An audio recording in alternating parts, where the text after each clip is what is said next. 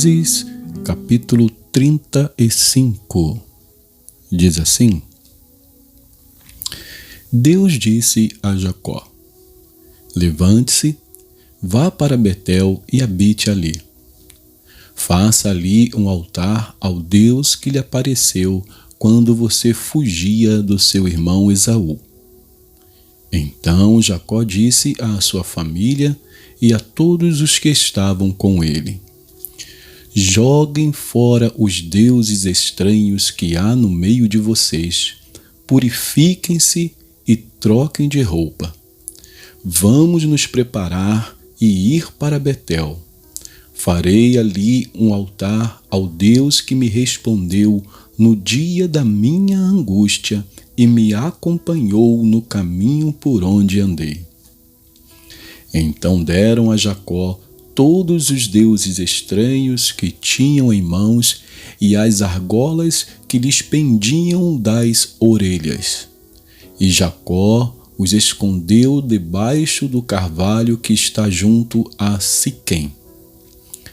Quando eles partiram, o terror de Deus invadiu as cidades vizinhas e não perseguiram os filhos de Jacó. Assim, Jacó chegou à luz, chamada Betel, que fica na terra de Canaã, ele e todo o povo que estava com ele. E edificou ali um altar, e àquele lugar deu o nome de El-Betel, porque ali Deus havia se revelado a ele quando estava fugindo do seu irmão. Débora, a ama de Rebeca, morreu e foi sepultada ao pé de Betel, debaixo do carvalho que se chama Alon-Bacute. Depois que Jacó havia retornado de Padã-Arã, Deus lhe apareceu outra vez e o abençoou.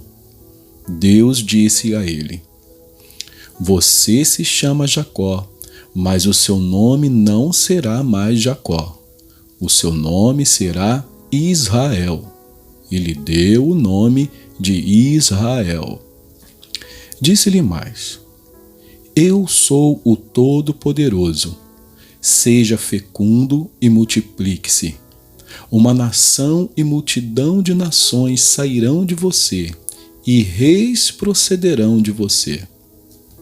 A terra que dei a Abraão e a Isaque, darei também a você, e, depois de você, à sua descendência. E Deus se retirou dele, elevando-se do lugar onde lhe havia falado. Então Jacó pôs uma coluna de pedra no lugar onde Deus havia falado com ele e derramou uma libação e azeite sobre ela. Ao lugar onde Deus lhe havia falado, Jacó deu o nome de Betel. Partiram de Betel e, havendo ainda pequena distância para chegar a Efrata, Raquel deu à luz um filho num parto que foi muito difícil. Em meio às dores, a parteira disse a Raquel: não tenha medo, pois você ainda terá este filho. Ao sair-lhe a alma, porque morreu, deu ao filho o nome de Benoni, mas seu pai lhe chamou Benjamim. Assim, Raquel morreu e foi sepultada no caminho de Efrata, que é Belém. Jacó levantou uma coluna sobre a sepultura de Raquel. Essa é a coluna da sepultura de Raquel até o dia de hoje. Então Israel partiu e armou a sua tenda além da torre do Éder. E aconteceu que, habitando Israel naquela terra, Ruben foi e se deitou com Bila, concubina de seu pai, e Israel ficou sabendo disso.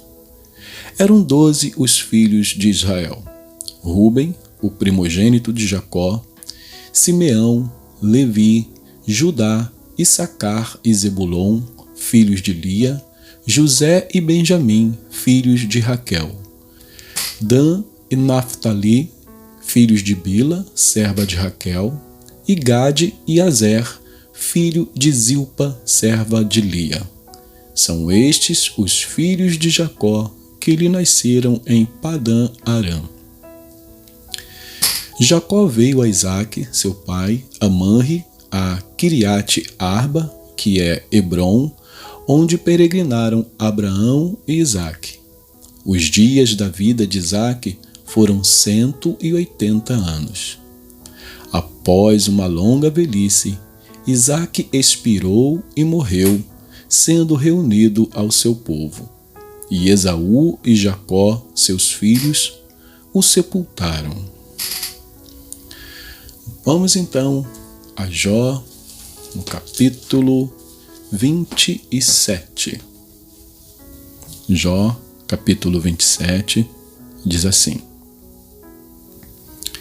Jó continuou em sua fala, dizendo: Tão certo como vive Deus, que me tirou o direito, o Todo-Poderoso, que amargurou a minha alma, enquanto eu puder respirar e o sopro de Deus estiver nas minhas narinas, nunca os meus lábios falarão injustiça, nem a minha língua pronunciará engano.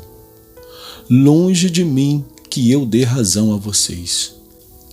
Até morrer, nunca abrirei mão da minha integridade. À minha justiça me apegarei e não a largarei.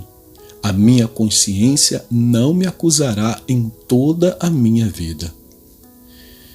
Que o meu inimigo seja como o perverso, e o que se levantar contra mim como o injusto.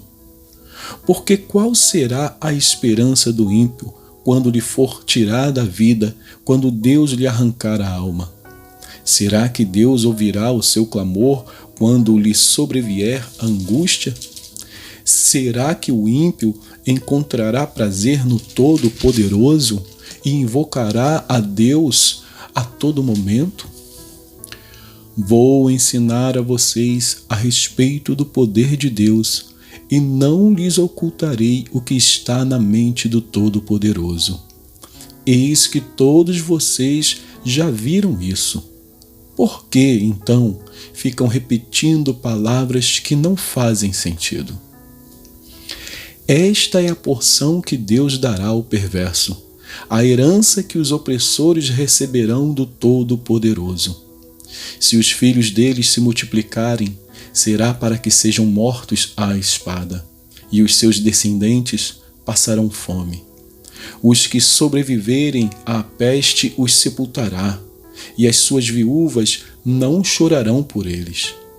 Se o perverso amontoar prata como pó e acumular roupas como barro, poderá até acumular tudo isso, mas o justo é que vestirá as roupas e o inocente ficará com a prata. A casa que ele edifica é como a da traça, como a cabana que o vigia constrói. Rico, ele se deita com a sua riqueza, mas, quando abre os olhos, ela já se foi. Pavores se apoderam dele como inundação. De noite, a tempestade o arrebata. O vento leste o leva e ele se vai. Varre-o com ímpeto do seu lugar. Deus lança isto sobre ele e não o poupa. A ele que procura fugir às pressas da sua mão. Diante de sua queda, as pessoas batem palmas. Ao vê-lo ir embora, o vaiam com assobios. Capítulo 28. Na verdade, a prata tem as suas minas, e o ouro que se refina tem o seu lugar. O ferro é tirado da terra, e da pedra se funde o cobre. Os homens põem termo à escuridão e até os últimos confins procuram as pedras ocultas nas trevas e na densa escuridão. Abrem a entrada para minas longe da habitação dos homens. São esquecidos pelos que passam por cima e, assim, longe de todos, dependurados em cordas, balançam de um lado para o outro. Da terra procede o alimento, mas embaixo ela é revolvida como que pelo fogo. Nas suas pedras se encontra safira e há pó que contém ouro. Essa vereda a ave de rapina a ignora, e os olhos do falcão nunca a viram. Feras majestosas nunca pisaram essa vereda, e nenhum leão passou por ali. O homem estende a sua mão contra o rochedo e revolve os montes desde as suas raízes. Abre canais nas pedras e os seus olhos veem tudo o que há de mais precioso. Tapa os veios de água e nenhuma gota sai deles, e traz à luz o que estava escondido. Mas onde se achará a sabedoria? E em que lugar estará o entendimento? O ser humano não conhece o valor da sabedoria, e ela não se encontra na terra dos viventes. O abismo diz: ela não está em mim, e o mar diz: não está comigo. Não se compra a sabedoria com ouro fino. Ela também não pode ser paga com prata. O seu valor não pode ser avaliado pelo ouro de Ofir, nem pelo precioso ônix, nem pela safira. O ouro não se iguala a ela, nem o cristal. Não se pode trocá-la por joias de ouro fino. Ela faz esquecer o coral e o cristal. O preço da sabedoria é maior que o das pérolas. O topázio da Etiópia não se compara com ela. Não se compra a sabedoria nem com ouro puro. Mas de onde vem a sabedoria? E em que lugar estará o entendimento? Está encoberta aos olhos de todos os seres vivos e oculta às aves do céu. O abismo e a morte dizem: ouvimos com os nossos ouvidos a sua fama. Deus lhe entende o caminho, e ele é quem sabe o seu lugar, porque o seu olhar alcança as extremidades da terra. Ele vê tudo o que há debaixo dos céus. Quando Deus regulou o peso do vento e fixou a medida das águas, quando determinou leis para a chuva e caminho para o relâmpago dos trovões, então ele viu a sabedoria e a manifestou, estabeleceu-a e também a examinou. E disse ao ser humano: eis que o temor do Senhor é a sabedoria, e afastar-se do mal é o entendimento. E que Deus abençoe a porção da sua palavra.